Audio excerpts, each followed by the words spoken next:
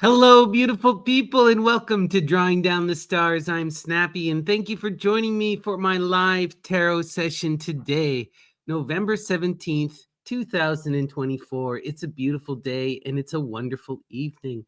Let's start out by giving a shout out to people here in the chat. Good to see you, Holler Haint, Christy, much love, Gandhi, much love. Mother Rhea, all the love in the world. Gomi Kozu, great to see you, much love. All right. Let's talk a bit about our astrology. We're still coming out of this full moon energy as it's winding down. We're feeling the last of this Gemini energy as it goes into its void course and moves. But in this last moment, it's still at this intensity, right? And that Gemini moon energy and this full moon is all about wanting to get out and experience, wanting to connect with others, that restless feeling, that feeling of this need to express oneself in your multiplicity, wanting to know and experience others in their multiplicity. There's this desire to move and to be in movement, and that should be embraced. So take advantage of this energy, be in flow, be in community, and express yourself. Take advantage. It's beautiful. All right. And today's message is kind of a somber one. When I was meditating and I drew upon the cards, I got the death card. Accept this ending and embrace a new beginning. And what this is all about is recognizing that we must continue to move forward. We must let go of the past and constantly adapt and reimagine ourselves. If we are constantly looking in the past and imagining how things were, we cannot create a future. And there's this power in looking into the future, embracing what is new, and learning and trying to adapt, to grow and overcome, to face the challenges ahead of you, you know?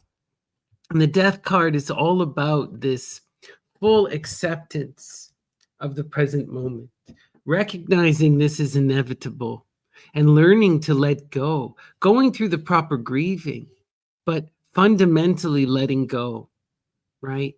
Being without attachment, learning to move on, right?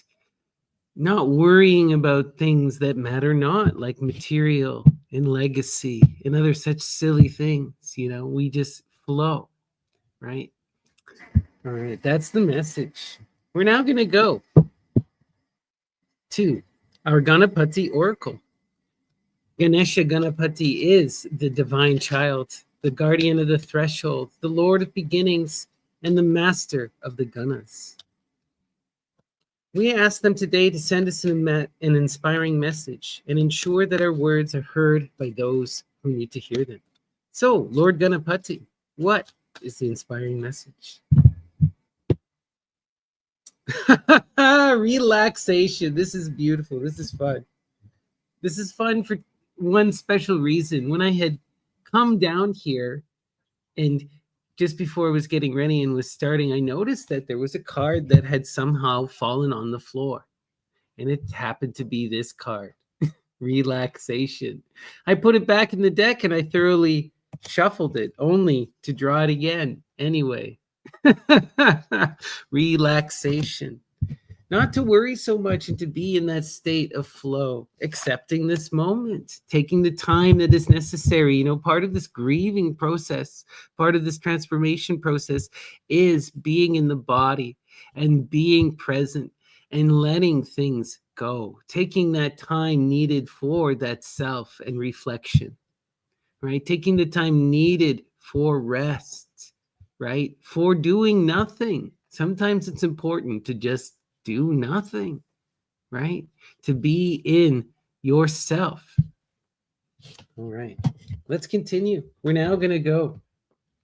Well, actually, I wanted to read to you guys an interesting poem here before I forget. It's called Cassandra by Friedrich Schiller. Okay. Mirth the halls of Troy was falling, ere its lofty ramparts fell. From the golden lute so thrilling, hymns of joy were heard to swell. From the sad and tearful slaughter, all had laid their arms aside. for Pleiades, Priam's daughter, claimed then as his own fair bride. Laurel branches with them bearing, troop on troop in bright array, to the temples were repairing, owning Timbrius, sovereign sway. Through the streets with frantic measure danced the bacchanal mad round, and amid the radiant pleasure only one sad breast was found. Joyless in the midst of gladness, none to heed her, none to love, roamed Cassandra, plunged in sadness to Apollo's laurel grove. To its dark and deep recesses, swift the sorrowing priestess hied, and from off her flowing tresses tore the sacred band and cried. All around with joy is beaming, every heart is happy now, and my sire is fondly dreaming, wreathed with flowers my sister's brow. I alone am doomed to wailing, that sweet vision flies from me. In my mind these walls assailing, fierce destruction I can see. Though a torch I see all glowing, yet 'tis not in Hymen's hand. Smoke across the skies is blowing, yet 'tis from no votive brand. Yonder see I feasts entrancing, but in my prophetic soul, hear I now the god advancing, who will steep in tears the bowl. And they blame my lamentation, and they laugh my grief to scorn. To the haunts of desolation I must bear my woes forlorn. And all happy are now shun me, and my tears with laughter see. Heavy lies the hand upon me, cruel, Pythian deity. Thy divine decrees foretelling, wherefore hast thou thrown me here? Where the ever blind are dwelling, with a mind alas too clear. Wherefore hast thou power thus given? What must needs occur to know? Wrought must be the will of heaven, onward come the hour of woe. When impending fate strikes terror, why remove the covering? Life we have alone in error, knowledge with it death must bring. Take away this prescience tearful, take the sight of woe from me. Of thy truths, alas, how fearful, 'tis the mouthpiece frail to be. Veil my mind once more in slumbers, let me heedlessly rejoice. Never have I sung glad numbers since I have been the chosen voice. Knowledge of the future given, thou hast stolen the present day, stolen the moment's joyous living, taken the false gift then away. Ne'er with bridal train around me have I wreathed my radiant brow, since to serve thy fane I bound me with the solemn vow. Evermore in grief I languish, all my youth in tears was spent, and with thoughts of bitter anguish my too feeling heart is rent. Joylessly my friends are playing, all around all are blessed and glad. In the paths of pleasure straying, my poor heart alone is sad. Spring in vain unfolds each treasure, filling all the earth with bliss. Who in life can e'er take pleasure when is seen its dark abyss? With her heart in vision burning, truly blessed is Polysene, as a bride to clasp him yearning, him the noblest best Helene. And her breast with rapture swelling, all its bliss can scarcely know, e'en the gods in heaven dwelling, envying not when dreaming so. He to whom my heart is plighted stood before my ravished eye, and his look by passion lighted toward me turned imploringly. With the loved one, oh, how gladly homeward would I take my flight, but a Stygian's shadow sadly steps between us every night. Cruel Proserpine ascending, all her specters pale to me, ever on my steps attending, those dread shadowy forms I see. Though I seek in mirth and laughter refuge from that ghastly train, still I see them hastening after, ne'er shall I know joy again. And I see the death steel glancing, and the eye of murder glare, on with hasty strides advancing. Terror haunts me everywhere.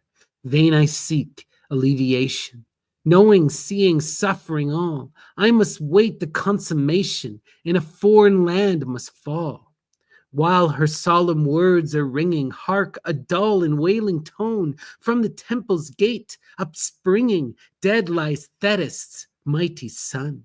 Eris shakes her snake locks hated, swiftly flies each deity, and o'er the Ilian's walls ill-fated, thunder clouds loom heavily. Wow.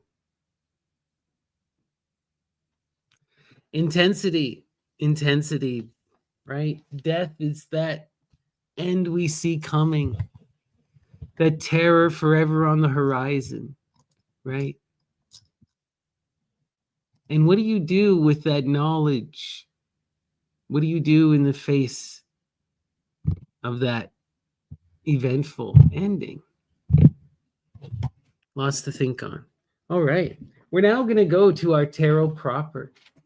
Our sortes. And the sortes is a form of bibliomancy, that is divination through literature. And it comes to us from the Greco-Roman tradition. And we invoke the goddesses of inspiration, the divine muses, and ask them to send us a message through the text. Tonight, we are going to begin with Magia by Alan Chapman.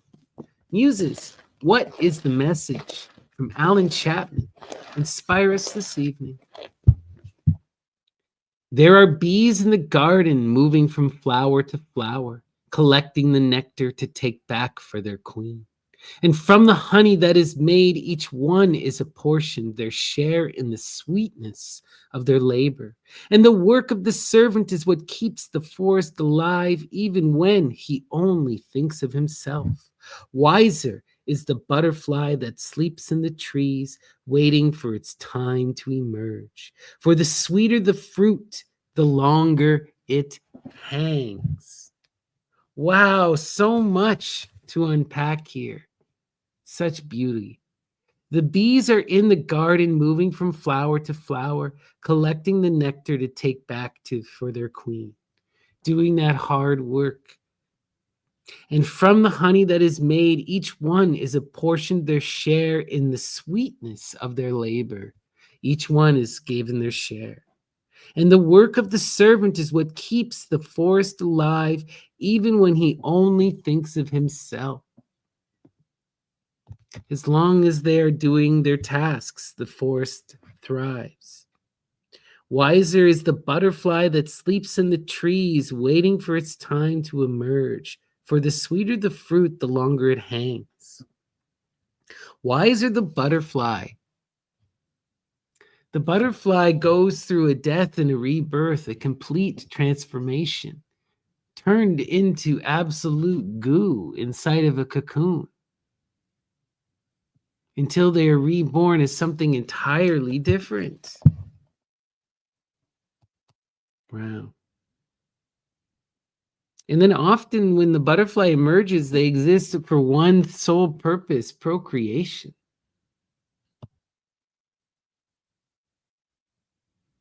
But still, better to go through that trial and tribulation of self-metamorphosis and rebirth and transformation than to be a servant to the queen. Interesting. Let us continue. We are now going to go to Paradise Lost, Paradise Regained by Milton. Muses, what is the message from Milton? Inspire us this evening. Fooled and beguiled by him thou I by thee.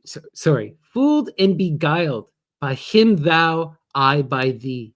To trust thee from my side, imagined wise, constant mature, proof against all assaults, and understood not all was but a show, rather than solid virtue, all but a rib, crooked by nature bent as now appears, more to the parts sinister from me drawn, well if thrown out as supernumerary to my just number found. Whoa. Fooled and beguiled by him thou, I by thee. Wow. It's a cycle of lies, right? And of abuse. constant mature proof against all assaults, and understood not all was but a show, rather than solid virtue, all but a rib, crooked by nature, bent as now appears, more to the parts sinister. The left side, right? The this whole Christian thing of that the feminine as this evilness that was extracted from the masculine. From me drawn, well, if thrown out, as supernumerary to my just number found. Supernumerary to my just number found. When one becomes two, and two becomes one.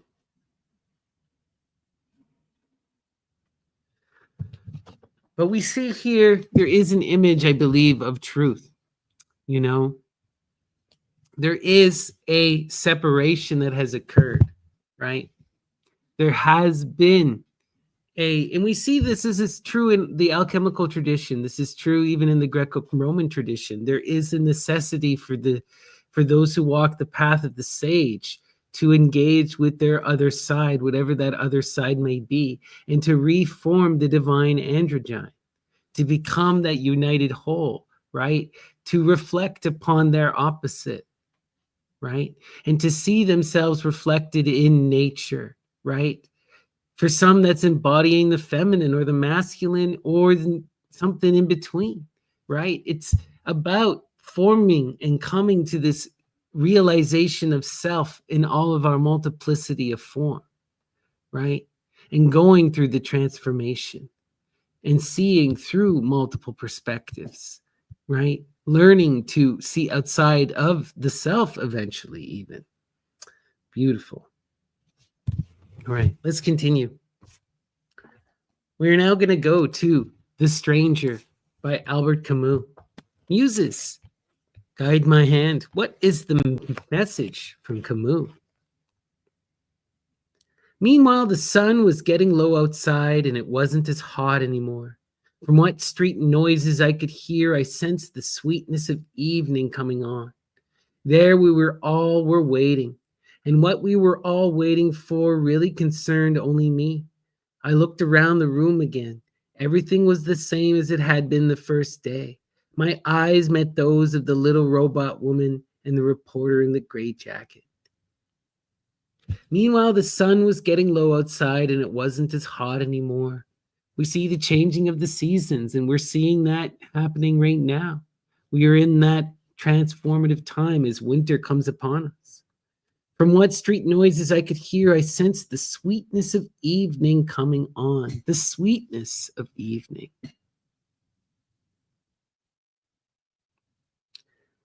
Wow. Right? That taste. Right? It's always important when we see this language used by the muse. That beauty, that taste, that sweetness, that honey. They were all waiting. And what we were all waiting for really concerned only me. I looked around the room again. Everything was the same as it had been. Yet the season has changed, right? Everything was the same, and yet everything was different. And we were all waiting for that moment of change to arrive, yet it was happening as we're waiting. You know, it's that interesting moment of transformation, that in between, when we are there yet not there. Wow. Let's continue. Goethe, Faust. Muses, guide my hand. What is the message from Goethe? If I only slept alone, you should find open doors this very night. But mother sleeps so light, and if our secret love were known, that hour would surely be my last. Dalliances. If I only slept alone, you should find open doors this very night. Prevented, though, by that parental authority. Interesting. prevented from pursuing our desires by that motherly authority. Interesting. Okay. We are now going to go to Euripides, 10 plays. Muses, guide my hand. What is the message from Euripides? Inspire us this evening. The air was hushed. Hushed were the leaves of the trees in the glen, not a cry to be heard of any creature. But the Bacchants had not heard the shout distinctly. They leapt to their feet and swept the scene with their eyes, and again he extorted them. Then the daughters of Cadmus recognized the clear command of Bacchus. They shot forth swift as a flock of doves, speeding along on eager straining feet. His mother Agave and her sisters and all the Bacchants. Wow. The Bacchantes, the followers of Dionysus. The air was hushed. Hushed were the leaves of the tree in the glen, not a cry to be heard of any creature. In the deepest of silence is where you find the muse. But the Bacchants had not heard the shout distinctly. They had not heard it. They leapt to their feet and swept the scene with their eye. Right? They felt the shout. They didn't hear it. And again, he extorted them. He extorted them, but not with sound. Then the daughters of Cadmus recognized the clear command of Bacchus. They shot forth, swift as a flock of doves. Priestesses of Aphrodite, right? Speeding along on eager straining feet, his mother Agave and her sisters and all the Bacchantes. All of them flew when they recognized the call, when they heard it without hearing it, a shout without sound, in the deepest of silence. Wow. Let's continue. We're going to go now to Tao Te Ching by Lao Tzu. Muses, what is the message from Lao Tzu? Inspire us.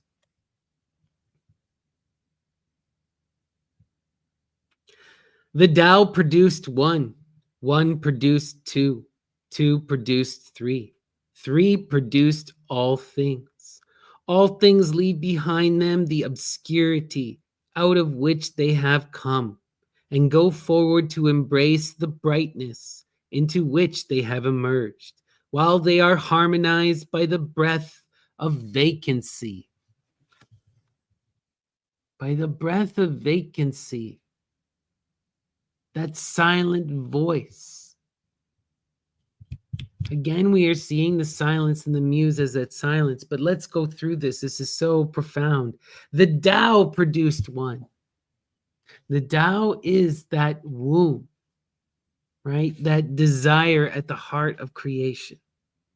One produced two, two produced three, three produced all things. We have our Holy Trinity and we have the muses. All things leave behind them the obscurity out of which they have come, and go forward to embrace the brightness. They go out of obscurity to embrace the brightness through that path of generation. This is Lucifer. That's that path of wisdom, right? The light bringers, Dionysus, Apollo, Artemis, Hecate, all of those torchbearers who bring us forward in generation to become bright.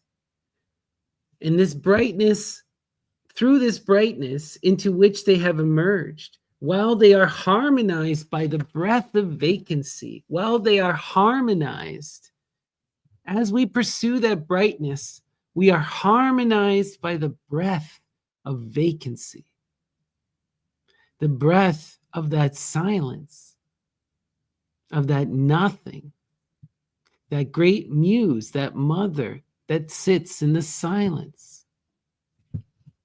that abyss. Wow.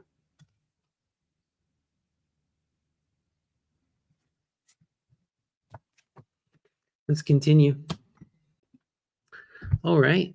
We're going to go to Antonin Artaud, a sinister assassin. Muses, what is the message from Artaud? And God wanted to make human beings believe in the reality of that world of demons. But the world of demons is absent.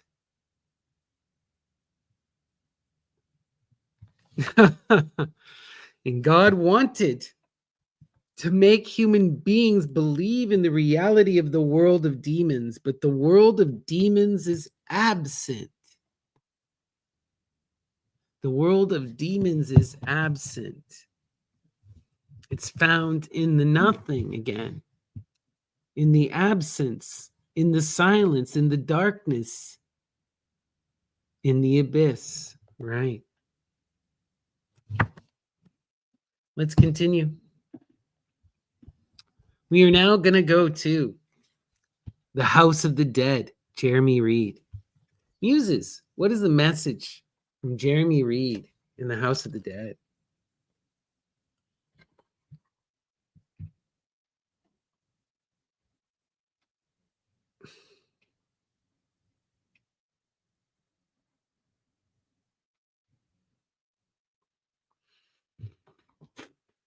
For cyber attack, they were grown in vats, and still he wanted news of his Lambeth and centralized South Moulton Street, said death, involved the urgency to be reborn, like orgasm, and wanted back to life, but got subsumed, too broken down to talk and atomized into a hologram, his body mapping gold galactic stars.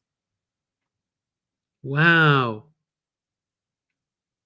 They were grown in vats, and still he wanted news of his Lambeth and centralized South Moulton Street.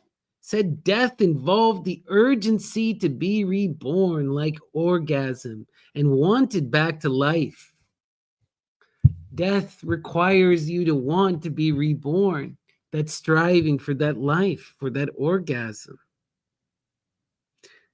But got subsumed, too broken down to talk. Again, that silence, too broken down to talk, and atomized into a hologram.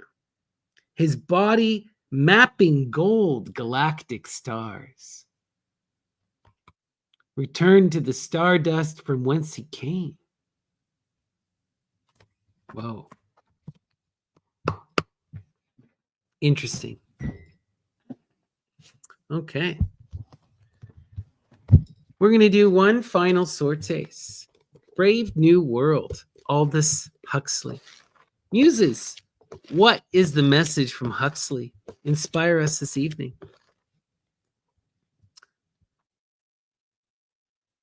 The savage shook his head. It all seems to me quite horrible. It all seems to me quite horrible. Right? That outside perspective that we deem savage, looking at us from the outside, and what did they see? Horrible. They see the horror. Wow. Sometimes when we're so caught up in our own delusions, we do not see what the reality is. And sometimes it's quite horrible. Let's continue. All right. We're now going to do our tarot.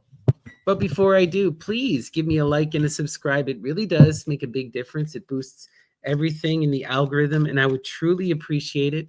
And if you're at all interested in a private reading, please reach out. You can email me, snappydts@gmail.com, or find me on the Myth and Lore Discord, Snappy or Lady Snappy. You can find everything in the description below.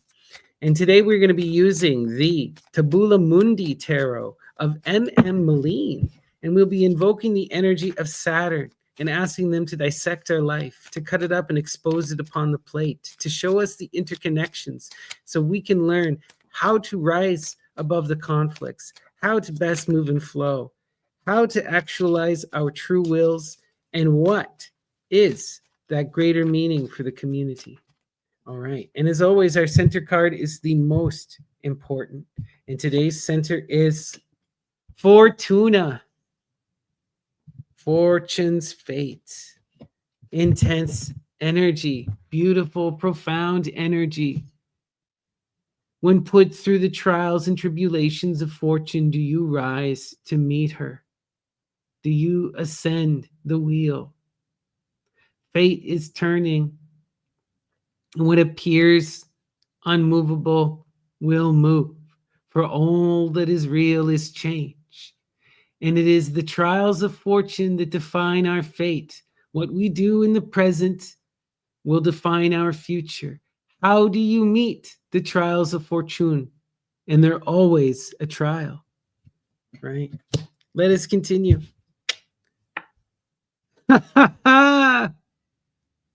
For those of you who are tuning in from yesterday, you will recognize this energy. This energy has been a friend the last couple of days. The energy of indolence, not fully manifesting our shit, drawing ourselves too thin.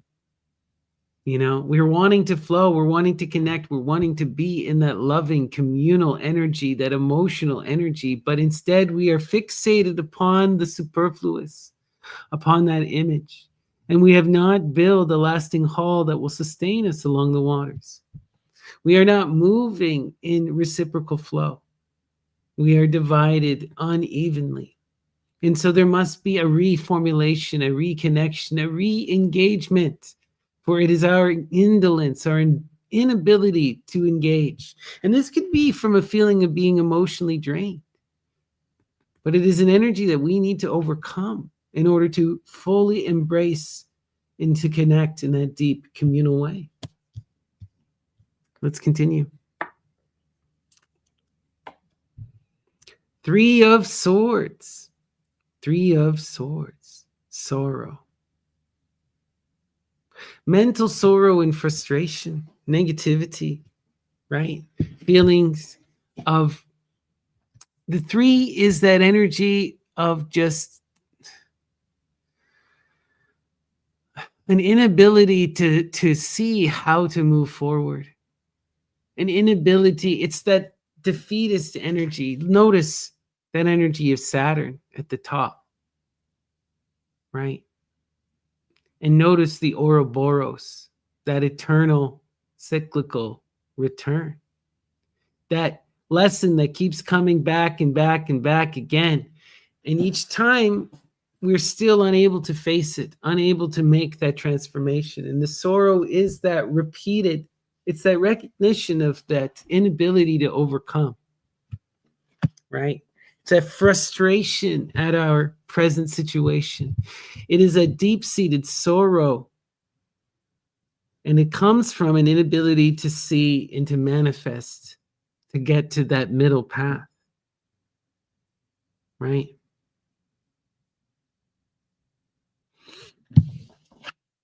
But what we're seeing here with that fortune energy is we're seeing an end, right? Fortune, when we receive the fortune wheel, it means a change in fate, a change in destiny, right? And it reminds us to look to the changes. And what we're going to see is 2 deep, profound changes. That indolence energy is leaving. That sorrow energy is leaving, you know? Why are they leaving? How are they leaving? What's happening? Let's see.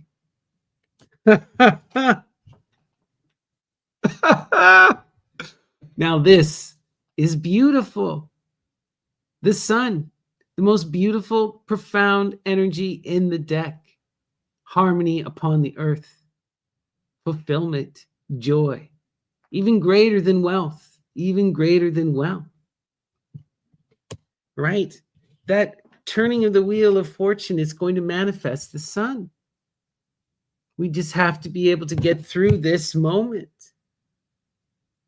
of sorrow, of inadequacy, of inability, of frustration, of attachment, right? Of spreading ourselves too thin, of worrying about the appearance, of non-engaging. Oh, wow. What is bringing the sun? The sun is manifesting as a result of this fiery lust energy of that great Medea, of that Lady Babylon, Mystery Babylon herself, right? The red goddess, that lust, that strength, that power of transformation, of persistence, of overcoming, of challenging fate, of bringing that justice down upon the earth through one's ability. That lust and love for life manifests that joy upon the earth. Wow. Beautiful and profound. And we saw this energy the other day as well. Four of Wands, completion. Completion. The completion here is recognizing who the muse is, what we are working for, what we desire, and creating it upon the earth.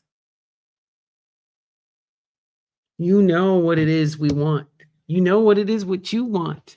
And it is about that building, that creation, having the strength to draw it into reality, to transform that desire into an image that results in action. Let's continue.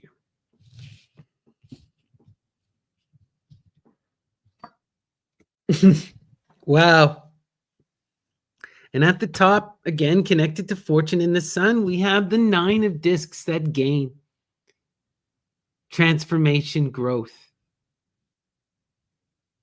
Wow. And this is going to come. This gain is on the horizon. This is where our energy is moving towards. Beautiful, beautiful. Remember, the 9s are that expansive growth, ever building upon each other, ever creating more and more and more, producing that all. Wow. And connected to that 9, we have the Princess of Discs. Again, we see a princess energy, that nurturing of the next generation, that taking responsibility for the next generation. And here we have the earth of earth, the earth of earth. So it is about building into that earth, being grounded in the material, in the reality, transforming that ground through doing that hard work, that manipulation. And that results in gain, right? When we can embrace this energy, right? The Princess of Discs is that absolute Artemis, right? That wild virgin youth who stands alone, assured of herself, ever reacting to that natural flow and that change, right? And when we can nurture that energy, that powerful energy, it results in expansive transformation and growth. Wow. How do we raise and take care of this energy? We do that through that loving communal support, that profound energy, that reciprocal energy, that foundational energy of the family. You know, this is about embracing those core relationships around you and using that strength to give you the emotional power to nurture and to raise up that princess, to give her what she needs. And when you do that, the 9 will come as a manifestation of all of this. Beautiful. Wow. Love to see it. All right, let's continue. I'm going to flip my camera here. And once again, please give me a like and a subscribe. And if you found that this resonated, please leave a comment. It really does help. And if you're at all interested in a private reading, you can reach out, snappy, ddts@gmail.com, Or you can find me on the Myth and Lore Discord, Snappy or Lady Snappy. All of the info is in the description below. Okay, let's look here. We're going to start with our Eight of Cups. That indolence energy, that energy of feeling like we're drawn too thin, like we're emotionally pulled, like we do not know how to engage. We have all of this love, all of this connection, but there is this reluctance, this struggle, this feeling of exhaustion. And how do we overcome that indolence, that inability to move, that inability to do what is necessary?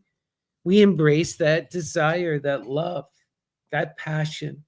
We connect to that muse, and we use that passion to both produce and to raise and to nurture that next generation, right?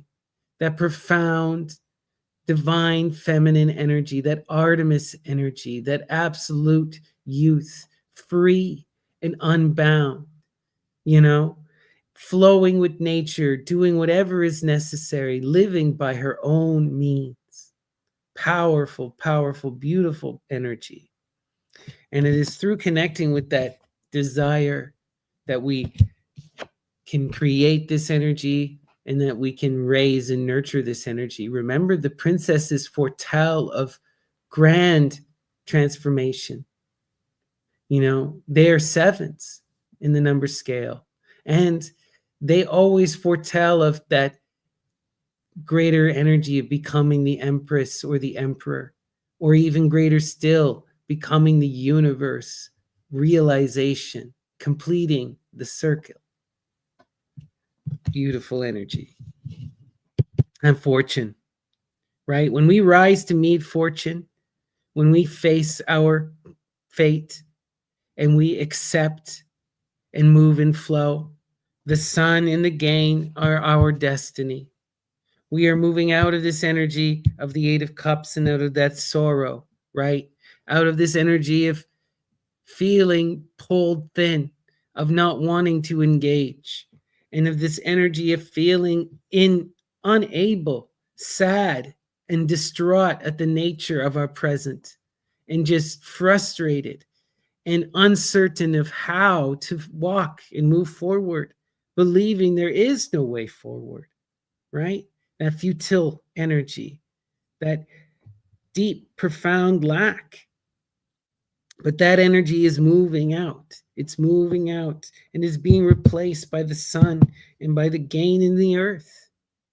Not only are we getting that manifestation of that absolute harmony, not only are we drawing down the sun, that 666 energy into the earth, but we're having that expansive growth of the nine, resulting in transformation outpouring from us and ever expanding. Beautiful. Wow. That sorrow, that inability, that feeling of inadequacy, that frustration. How do we overcome it? We overcome it by connecting to the muse, by connecting to the desire, by recognizing our purpose. And recognizing your purpose is also about defining your purpose, right? Being that authority, completing the cycle, saying, I want this, I desire this, and calling it down into actuality, imagining it, having the strength to pursue it. What do you want? Where are you going? What can you do? What can you provide? The muse is speaking to you constantly, and it is up to you to find this flow, the way, your dharma, your Tao. And this is a card of recognizing that we have found it. And now it is about drawing it down, calling it into something tangible, writing our story. The magician is that storyteller. Tell your story for yourself. And we also connect to that loving, foundational support energy. We are not alone. We are not alone. And it's needed to be in this luxury. This luxurious energy is that energy of that unconditional reciprocal love. that will be there in spite of the changing of the cycles. This energy stays. It's foundational, right? The fear with this energy is that you stay there, but this is a time when it's needed to build that foundation, right? And you formulate your desires with those core energies around you. You work with them because they're part of you and you are a part of them. And defining this purpose comes through that connection and that understanding. And that's how you overcome the sorrow. You have to define yourself, where you're going and what you are doing. You have to confront fortune. You have to confront fortune. Fortune throws shit at everyone. Some people get a lot of beauty, of course, but that suffering is always around the corner. And the question is, how do you face it? Do you face that suffering with sorrow and indolence? With inaction? That will result in only your destruction. Let's continue. Let's look at our cross here, right? What brings us to that Lady Babylon? What is the key here is that luxury, that relationships, that foundational energy. The muse comes out of that love and is a result of that love, right? This is key, and that fortune brings this love into our life. So it's about being in this flow with these core foundational energies, about recognizing them and that desire and wanting for them that manifests that strength, that power to manifest and draw down the sun. Beautiful. What are we working towards? Reconnecting to that earth, bringing back that Virgo in her most pure beauty as that earth goddess, right? As that youth, free and ungirded, unbound. And that is the image that we are working towards and that we are striving towards. That is what we are building. When you can take responsibility to provide and to connect and to nurture and to embody this energy, that's when you rise to meet fortune. Wow, beautiful and intense energy. But we see purpose here. We see goals here. We see transformation here. We see responsibility here. And it's all about, how do you rise and meet fortune? When fortune throws her suffering at you, when she throws her joy at you, what do you do? And it is what you do that will determine your future. Do you have that strength to overcome that sorrow, to overcome that indolence, to take responsibility for that next generation, to build in the earth and create that gain, to manifest that sun through our desire, through recognizing our desire and calling it into actuality, through pursuing it with that powerful strength, the strength to move mountains, to rise and meet fortune rather than to succumb to the sorrow and to the inaction. Right? You have to rise and meet this occasion. You have to formulate a plan of action. You have to connect to that loving energy, and that will manifest that gain. That'll manifest that sun. That'll change your fate. All right, everyone. That is the message. I hope it resonated with you. It certainly resonated with me. We're going to do one final sortace, and then we'll call it an evening. All right. The Telltale Heart and Other Writings by Edgar Allan Poe. Muses, what is the message from Poe? Inspire us.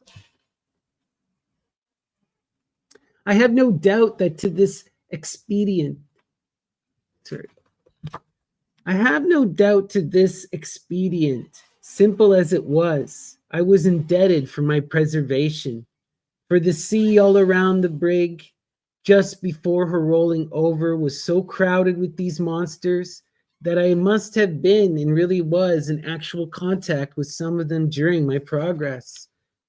But great good fortune, however, by great good fortune, however, I reached the side of the vessel in safety.